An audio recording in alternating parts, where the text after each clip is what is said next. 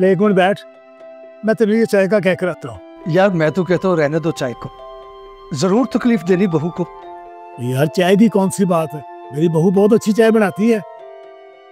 बहू, बहू। हाँ जी। बाहर मेरा दोस्त आया है, 2 कप चाय तो बना दो।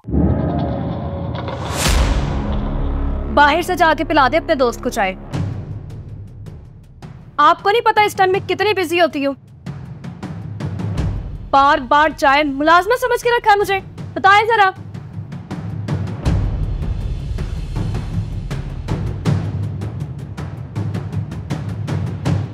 अच्छा, गैस नहीं आ रही?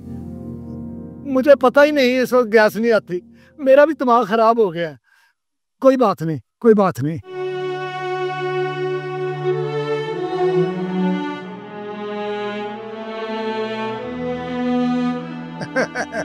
वो दरअसल गैस नहीं आ रही इस वक्त।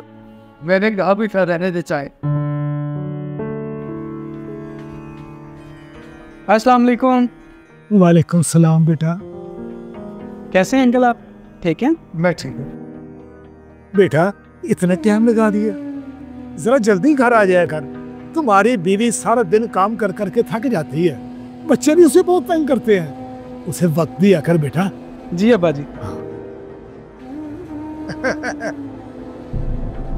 फजल, ये क्या? अभी बहू ने जो तुम्हारे साथ किया, तुम बेटे को वो बताने की बजाय उल्टा बहू की फेवर कर रहे हो। बहू का जो रवैया है, इसके बारे में तुमने बेटे से कभी बात नहीं की? जमील, अगर मैं बेटे को बताऊंगा तो मियाँ बीवी में झगड़ा हो जाएगा। घर तो बीवी चलाती है ना, बाप तो सिर्फ दुआओं के लिए होता है। मेरा बेटा खुश है तो मैं खुश। वो बात तो ठीक है फजल, लेकिन बहू को भी तो तुम्हें अपने बाप की तरह लेना चाहिए। क्या वो अपने बाप के साथ भी ऐसा बोलती है?